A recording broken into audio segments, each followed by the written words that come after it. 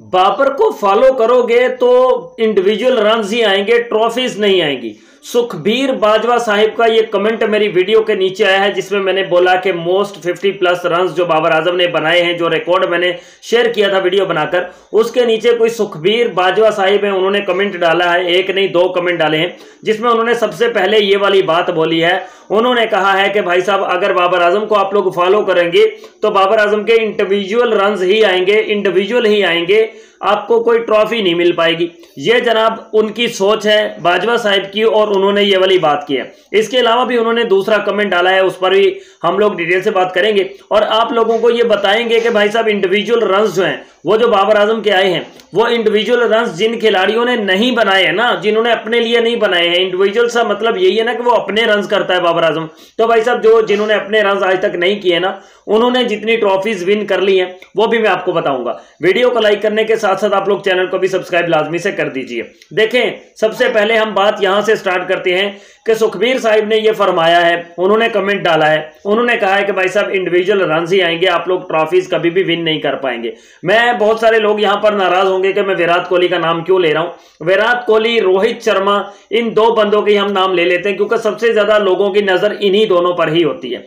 तो इन 2 बंदों के कभी इंडिविजुअल रन्स नहीं आए। रोहित शर्मा ने कभी अपने लिए रन्स नहीं किए, विराट कोहली ने कभी अपने लिए रन्स नहीं कर रहे, लेकिन कितनी ट्रॉफीज उन्होंने जीती हैं वो आप मुझे बता दीजिए।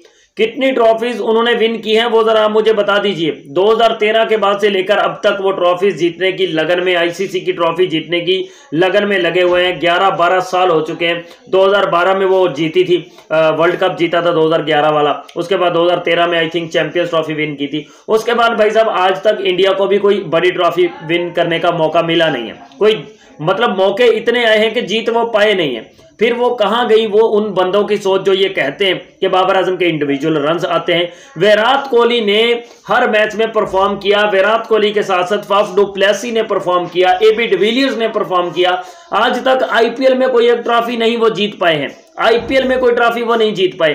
फिर कैसे लोग ये कह सकते हैं कि बाबर आजम के इंडिविजुअल रन्स आएंगे।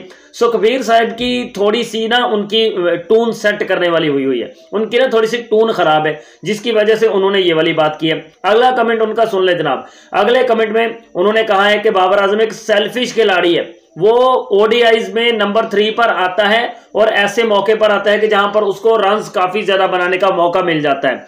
दूसरा उसने ये कहा है सुखबीर साहब ने कि जनाब T20s में बाबर आजम ओपनर आ जाता है और आकर उसको रन्स करने का चांस, मौका उसके पास होता है। मतलब सेल्फिश है इसलिए ओपनर आता है और नंबर 3 पर आता है और आकर बैटिंग करता है और रन्स कर लेता है। भाई मुझे तुम्हारी सोच की समझ नहीं आई है। क्या पूरी दुनिया में सिर्फ एक बाबर आजम ही वो खिलाड़ी है कि जो ओपनर या वन डाउन आता है? पूरी T20 हिस्ट्री आप उठा के देख लें और भाई हर टीम की तरफ से कोई ना कोई तो ओपनर आता ही है ना। हर टीम की तरफ से 2 बंदे ओपनर आते हैं, हर टीम की तरफ से नंबर 3 पर भी बल्लेबाज बैटिंग करने के लिए आता है। तो वो कहां है वो सारे के सारे यार? उनका कोई रिकॉर्ड मुझे नजर नहीं आ रहा है। उनमें से कोई ऐसा ओपनर मुझे नजर नहीं आ रहा है जो इतना कॉन्सिस्टेंट हो, जो इतनी कॉन्सिस्टेंसी के साथ रन्स कर रहा हो।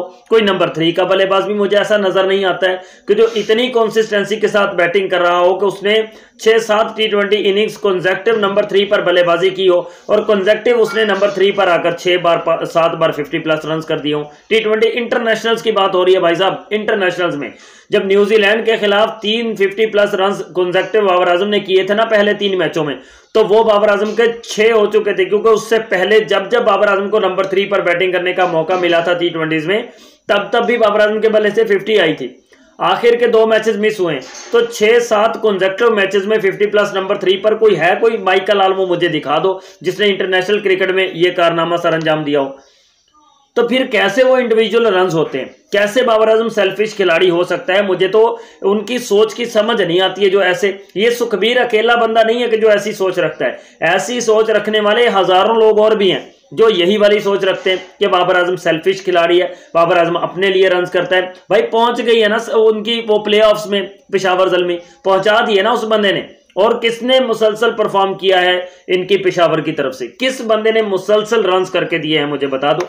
पीएसएल में अब तक वो सबसे हाईएस्ट रन गेटर है, पीएसएल में सबसे ज्यादा 50 अब तक वो बना चुका है। इसकी पीएसएल 2024 की बात हो रही है।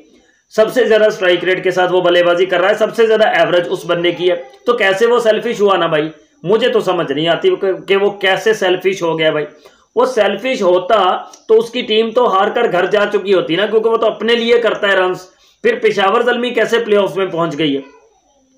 भाई सुखबीर साहब, आपकी सोच को सलाम पेश करता हूं, जो आपने ये इतनी घटिया सोच रखी आपने, और जो आपके साथ की सोच वाले और भी घटिया बहुत सारे दुनिया में हैं, उनको भी मैं बताना चाहूंगा कि इसको सेल्फिश नहीं कहते, इसको कंसिस्टेंसी कहते हैं। इसको मुसलसल बल्लेबाजी, मुसलसल किसी भी मैच में फेल हुए बिना इसको बल्लेबाजी बोलते हैं। ये कंसिस्टेंसी होती है बेटा, ये कंसिस्टेंसी है, ये सेल्फिश नहीं है। थोड़ा सा अपने आप को ठीक करो, दुरुस्त करो, ताकि तुम्हें पता चले कि भाई तुम भी इस दुनिया में रहने वाले हो, तुम भी इसी दुनिया में रहते हो, ताकि तुम्हें भी अकल आए, कुछ समझ आए, तुम्हें भी शऊर आ जाए कि भाई साहब तुम उस ईरा में रह रहे हो कि जो ईरा बाबर आजम का है, जिसमें बाबर आजम सबसे टॉप का प्लेयर है, सबसे टॉप का प्लेयर बाबर आजम है, और तुझे मनवा के छोड़ेगा बाबर आजम। अगर बाबर नहीं मनवा सकता तो हम तो तुझे मनवा के छोड़ेंगे बेटा।